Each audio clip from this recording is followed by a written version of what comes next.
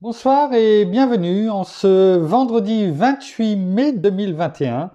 Et nous en sommes arrivés ce soir à la méditation numéro 434 et plus particulièrement à la méditation numéro 148 dans le livre de l'Apocalypse que nous méditons depuis le 1er janvier de cette année. Avant de poursuivre dans notre méditation quotidienne, prions.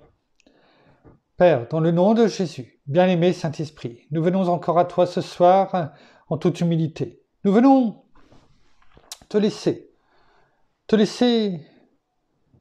complètement nos vies, te les abandonner, nous soumettre à toi, à ta volonté, car c'est ce que nous voulons, chaque jour de notre vie, réaliser, te laisser nous conduire et voir avec émerveillement ce que tu fais dans nos vies. Tu nous as dit, nous n'avons rien à craindre, car tu es notre Dieu. Oui, alors, une fois de plus ce soir, nous le déclarons et le proclamons, tu es notre Dieu, et nous savons qu'avec toi, nous n'avons rien à craindre. Alors que ce soir, ton enseignement, continue à transpercer nos cœurs, que ta vérité se fasse jour et si grave, afin que nous la mettions en pratique à chaque seconde de nos vies. En ton nom, Seigneur Jésus, merci, bien-aimé Saint-Esprit, et pour ta gloire, Père. Amen. Nous poursuivons donc dans cette 5e lettre à l'église de Sardes et que notre Seigneur a donnée, qui est pour bien sûr l'église de Sardes, mais comme vous le savez maintenant, bien sûr, vous avez l'habitude, qui est également pour chacun d'entre nous. Et cette 5e lettre, qui est courte finalement, c'est peut-être sur celle-ci que nous méditons la plus, parce que finalement, elle touche et elle nous montre. Notre Seigneur nous parle et nous dit, fais attention à ce qu'il y a autour de toi. Fais attention à ton environnement. Fais attention à tout ce qui peut te toucher. Fais attention à ce qui pourrait plaire aux gens ou pas. Ce n'est pas ça l'essentiel. L'essentiel, c'est ça. Ce que je te dis. Ce que tu dis, ce que tu fais, ce que tu me laisses conduire comme nous l'avons prié. Et je sais que ce n'est pas toujours évident de nous soumettre totalement et complètement parce que nous avons vraiment l'impression d'être totalement différents peut-être de tous ceux qui nous entourent. Mais c'est ça la foi, c'est ça qui fait la différence entre nous, enfants de Dieu, et les autres. Et c'est pour cela que nous déclarons et proclamons la parole, car il ne faut pas en avoir honte, la parole nous le dit. Et que notre bien-aimé Saint-Esprit continue à œuvrer en nous, afin que nos yeux ne soient pas tournés sur ce qu'il y a autour de nous, mais sur le centre de la volonté de notre Père, dans le nom de Jésus. Et le Seigneur nous le dit dans ce chapitre 3, versets 1 à 6, on ne va pas tout lire, mais rappelons-nous seulement le verset 2, 3 et 4. Sois vigilant, c'est ce que le Seigneur te dit à toi, à moi. Il nous dit, sois vigilant et affermis le reste qui allait mourir, car je n'ai pas trouvé tes œuvres parfaites devant mon Dieu. Rappelle-toi donc comment tu as reçu et entendu la parole, garde-la et repens-toi. Si tu ne veilles pas, je viendrai comme un voleur, et tu ne sauras point à quelle heure je viendrai te surprendre. Cependant, tu as à Sardes quelques hommes, quelques noms finalement, c'est ça que ça veut dire, qui n'ont pas souillé leurs vêtements. Ils marcheront avec moi en vêtements blancs parce qu'ils en sont dignes. Puissions être dignes de marcher avec notre Seigneur à ses côtés. C'est cela. Et pour cela que nous poursuivons, que nous persévérons chaque jour dans la méditation. Rappelons-nous ce que nous voyons maintenant depuis pas mal de temps sur l'environnement qui est peut-être le nôtre, autour de nous. Outre ces divinités qui n'ont peut-être plus le nom mais la forme, le fond, ça c'est sûr, nous avons aussi d'autres qui sont là autour, comme les témoins de Jéhovah, qui sous le couvert d'une certaine vérité biblique, vraiment, vous savez, parcimonie, 6% selon une personne qui a passé 30 ans chez eux, M. Schnell, qui a écrit un livre, 30 ans prisonniers de la tour de garde, si je ne me trompe pas, eh bien, ils disent, oui, l'homme est une âme, entier. Et quand l'homme meurt, l'âme meurt. On était resté sur ça. Il y a encore 2-3 méditations. Et nous avons pu voir depuis, je crois, hier, parce que bien sûr, c'est ça les mouvements sectaires, eh bien, ils disent une chose, et ils disent, lorsque l'homme meurt, l'âme meurt, et la tombe, c'est l'enfer, finalement. C'est le dernier lieu de recueil. Il n'y a pas d'enfer, il n'y a pas de séjour des morts, c'est la tombe. Et cela est vrai pour les bons comme pour les mauvais. Mais, il y a peut-être une possibilité, mais rien que pour les témoins de Jéhovah, de s'en sortir. Parce qu'il y a quand même 2 groupes. C'est ce qu'on a vu hier.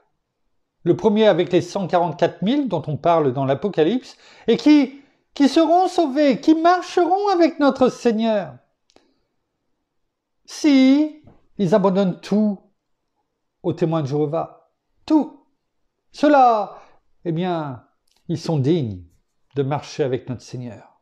Ce n'est pas tout à fait ce que nous dit notre Seigneur, hein, bien sûr. Et les autres, parce que autrement, 144 000 sur 8 millions, c'est sûr que ça fait beaucoup de déçus. Et les autres sont dans le 2e groupe. Alors certes, ils n'auront pas la chance de ces 144 000 qui, à mon avis, sont triés sur le volet en fonction de leur, bien sûr, portefeuille. Les autres sont dans le 2e groupe. Hein. Ces gens qui sont dans la 2e classe, mais vous avez quand même de la chance. Peut-être que vous n'êtes pas en première classe dans les 144 000, mais vous êtes dans la 2e classe. C'est-à-dire que vous êtes dans le train, hein, et non pas sur le quai comme tous les autres. Donc vous faites bien d'être témoin de Jéhovah. C'est ce qu'ils disent. Et vous, eh bien, vous peut-être que vous donnez moins, mais il faut quand même donner, hein, bien sûr. Hein, et vous resterez quand même sur la terre. Vous ne marcherez peut-être pas avec notre Seigneur dans le ciel, auprès de notre Père, mais vous serez sur la terre, vous la dominerez, cette terre. Ce sera vous qui la commanderez. Et vous vivrez éternellement, vous pourrez vous reproduire. Comme ça, tout le monde est content. Hein. On avait pris l'exemple des Normands. Hein. Et voilà ce qu'ils déclarent, ce qu'ils enseignent. Que dit la parole en face de cela? Prenons dans l'Épître aux Romains, chapitre 3, versets 23 et 24. Il est écrit: car il n'y a pas de distinction. Tous ont péché et sont privés de la gloire de Dieu. Verset 24. Et ils sont gratuitement justifiés par sa grâce, par le moyen de la rédemption qui est dans le Christ Jésus. Il n'y a pas de distinction. Tous ont péché. Il n'y a pas certains qui sont meilleurs que d'autres, qui sont plus justifiés qu'un autre. À partir du moment où tu es enfant de Dieu, tu es enfant de Dieu. Tu ne fais pas partie d'un groupe ou d'un 2e où tu es sur le quai. C'est notre Seigneur. Par lui, eh bien, que nous avons le moyen de la rédemption qui se trouve en lui. Et c'est par grâce que nous sommes sauvés. Par le moyen de la foi. Rien à voir avec ce que disent les témoins de Jéhovah. Oui, le salut ne vient pas parce que eux, ils ont décidé si tu appartenais au premier ou au 2e en fonction de la grosseur de ton portefeuille et ce que tu es laissé au mouvement. Dans Romains, chapitre 6, verset 23, il est écrit: car le salaire du péché, c'est la mort. Mais le don gratuit de Dieu, c'est la vie éternelle en Christ Jésus, notre Sauveur. Qui doit décider sur la terre que tu appartiens à tel groupe ou à tel groupe pour avoir le salut? Ce n'est pas du tout ce que dit la parole. La parole dit, tu as péché, tu ne t'es pas repenti, mais ton salaire, comme quand tu travailles, mais ton salaire, c'est la mort. Point final. Mais si tu as reçu ce don gratuit, en recevant le Seigneur comme Seigneur et Sauveur de ta vie, eh bien c'est un don gratuit de Dieu. Et ce don gratuit de Dieu, c'est quoi? C'est la vie éternelle en Christ Jésus, notre Seigneur. Parce qu'il règne en nous. Où est-ce qu'on voit le premier, le deuxième groupe, suivant ce que tu as fait, ce que tu donnes, etc. C'est une grâce. Une grâce. Dans l'Épître aux Éphésiens, Éphésiens, chapitre 2, Éphésiens, chapitre 2, versets 8 et 9. Là encore, on voit la grâce. Éphésiens, chapitre 2, versets 8 et 9. Ce chapitre 2 qui nous explique, notamment jusqu'au verset 10, verset 1 à verset 10, le salut. D'où vient le salut?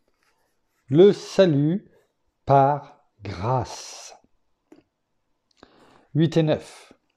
C'est par la grâce que vous êtes sauvés, par le moyen de la foi.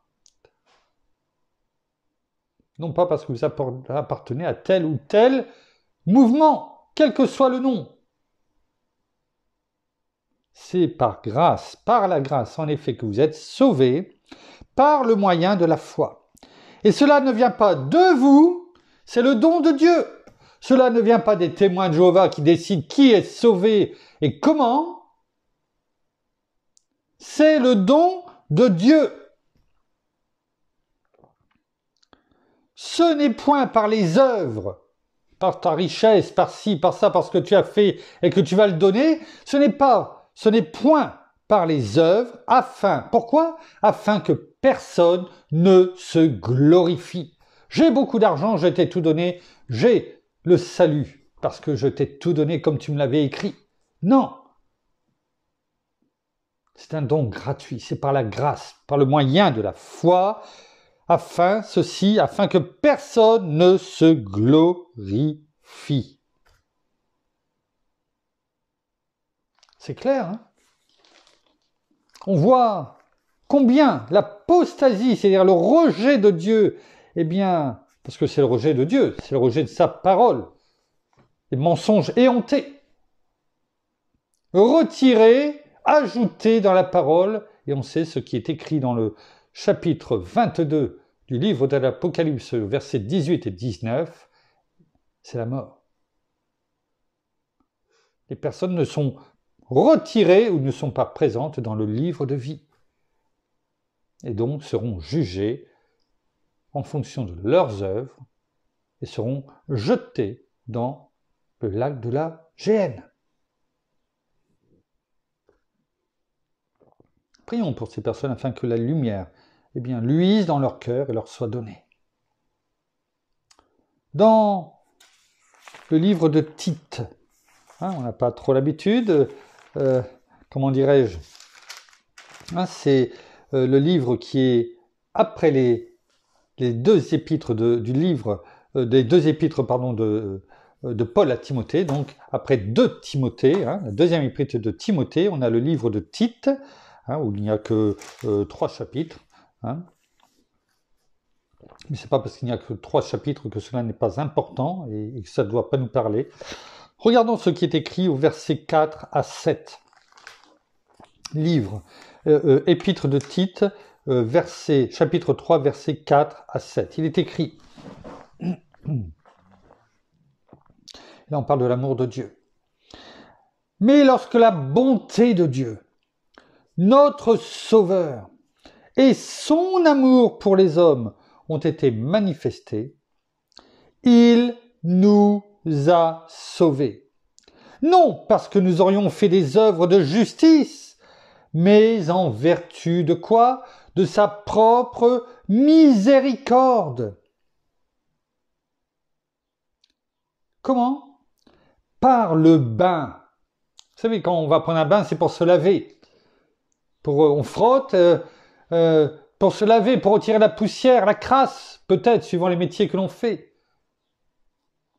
Si on se plonge dans un bain, c'est pour retirer toute chose. Tout comme quand on plonge de l'or dans le feu. Hein? C'est pour enlever les scories, toutes les impuretés, afin que ça soit pur. Eh bien, ce bain dans lequel nous avons été plongés, eh bien, c'est le bain de la régénération et le renouveau du Saint-Esprit. Il l'a répandu sur nous. Comment? Avec abondance. Avec abondance. Notre Seigneur ne fait jamais les choses à moitié. Jamais. Même pas à 99%, c'est à 100% et même au-delà. Par Jésus-Christ, notre Sauveur. Pourquoi? Afin que, justifiés, c'est rendu juste, par sa grâce, nous devenions, gloire à Dieu, héritiers dans l'espérance de la vie éternelle. Héritiers. Merci, Père. Merci, Seigneur. Merci, bien-aimé Saint-Esprit. Que nous continuons à regarder ce que nous dit la parole dans le livre dans l'épître aux Galates. Revenons un petit peu avant, dans l'épître aux Galates, juste avant l'épître aux Éphésiens. Donc, dans Galates, chapitre 3, versets 26 à 28. Galates, chapitre 3, versets 26 à 28, il est écrit, là on parle on voit la famille de Dieu, les enfants de Dieu, l'égalité. Versets 26 à 28, il est écrit, car vous êtes tous fils de Dieu. Alors là on peut dire, attendez, je comprends pas, je croyais qu'on n'était pas tous fils de Dieu. Donc le pape aurait raison? Non, écoutez. Car vous êtes tous fils de Dieu par la foi en Christ Jésus. Qui? Vous tous, on précise, vous tous qui avez été baptisés en Christ, vous avez revêtu Christ. Vous voyez, c'est pas tout à fait la même chose. On continue. Verset 28. Il n'y a plus ni juif ni grec, il n'y a plus ni esclave ni libre, il n'y a plus ni homme ni femme, car vous tous, vous êtes un en Christ Jésus.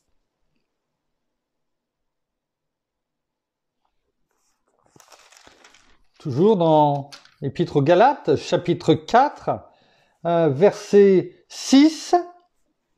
Cela fait du bien de lire quelquefois tout simplement la parole. Ça nous instruit, elle nous éclaire. Elle écrase, tout comme l'ennemi est sous nos pieds, elle écrase les mensonges. Galates chapitre 4, au verset 6, là encore, on continue de parler qui nous sommes en tant que, nous faisons partie en tant que fils et enfants de Dieu, de la famille de Dieu. Il est écrit, Galates chapitre 4, verset 6, et parce que vous êtes des fils, Dieu a envoyé dans nos cœurs qui? L'esprit de son Fils qui crie Abba, Père.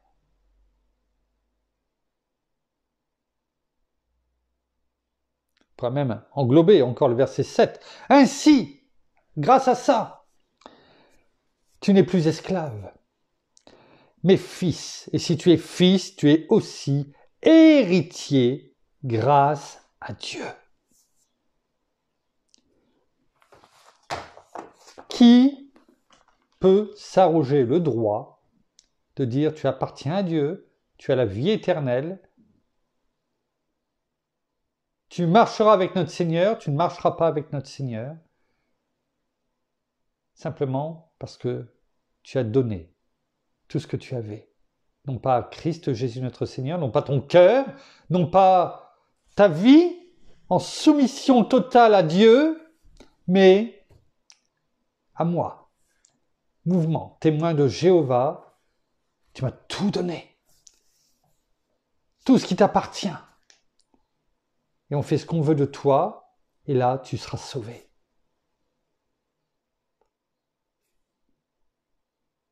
Merci en tout cas, bien-aimé Saint-Esprit, de nous révéler tout cela. Tout ce mensonge qui conduisent tellement de personnes à la mort. Levons-nous, réveillons-nous. Oui, par rapport à ce que disent les témoins de Jéhovah, parce que vous aurez, je pense, dans toute cette série que nous avons fait et que nous allons bientôt terminer, eh bien, je pense que vous serez armés. Et notre Seigneur, notre Père, notre bien-aimé Saint-Esprit nous arme afin de ne pas tomber dans les pièges de l'ennemi. Nous avons cette nourriture solide qui nous est donnée à côté pour bien comprendre qui nous sommes et comment nous sommes sauvés.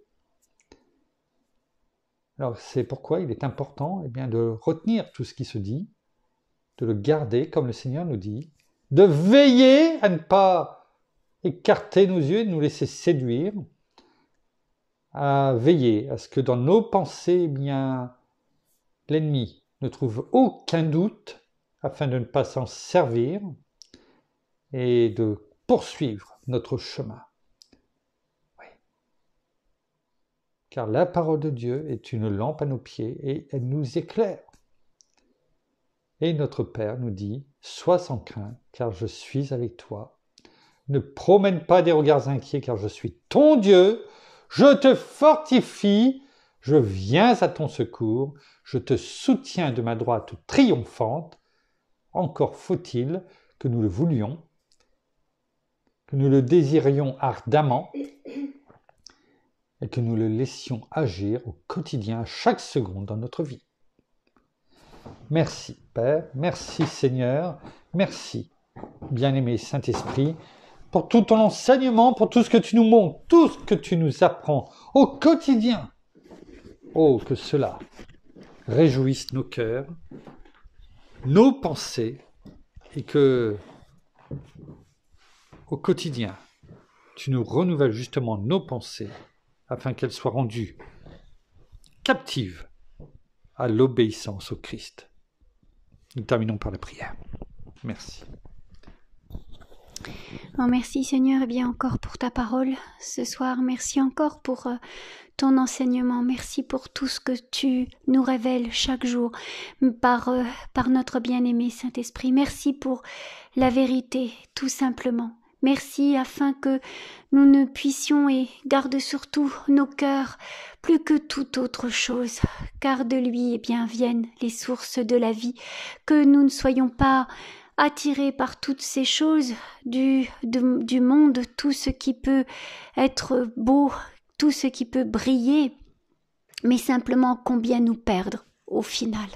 Alors c'est pourquoi vraiment gardons toujours nos regards tournés vers toi et surtout ne nous écartons pas de ton chemin, du chemin que tu as tracé pour chacun d'entre nous, devant nous. Et tu as tracé ce chemin et tu es là, à nos côtés. Tu nous tends les bras, tu nous tends la main et cela est pour nous, une vérité. Mais pour cela, il faut que nous aussi, nous voulions te suivre. Alors chaque jour, nous venons encore auprès de toi et surtout, viens, continue de venir habiter en nous et surtout que nous puissions garder ta parole vraiment dans nos cœurs, dans nos bouches, dans notre esprit, dans nos pensées, à chaque moment de notre vie, dans tous les moments de notre vie, sachons simplement te garder là à nos côtés. Alors soyez tous abondamment bénis, frères et sœurs, dans le nom de notre Seigneur Jésus-Christ. Amen. Amen, amen, amen. Merci. Voilà, ainsi s'achève la méditation de ce soir. Nous vous bénissons abondamment de toutes les bénédictions spirituelles dans les lieux célestes en Christ. Nous saluons nos amis au Québec, au Canada, en francophonie, en France, à Paris et tout autour de chez nous. Nous prions bien sûr pour vous et que chacun prie les uns pour les autres, c'est ce que nous dit la parole. En attendant, nous vous souhaitons une très bonne fin de journée pour certains, une très bonne soirée pour d'autres, un très bon appétit et en tout cas un très bon repos, très bonne nuit dans la paix de notre Seigneur Jésus. Et nous vous disons à demain soir, sûrement vers 19h comme ce soir. En attendant, soyez bénis. À demain. Au revoir.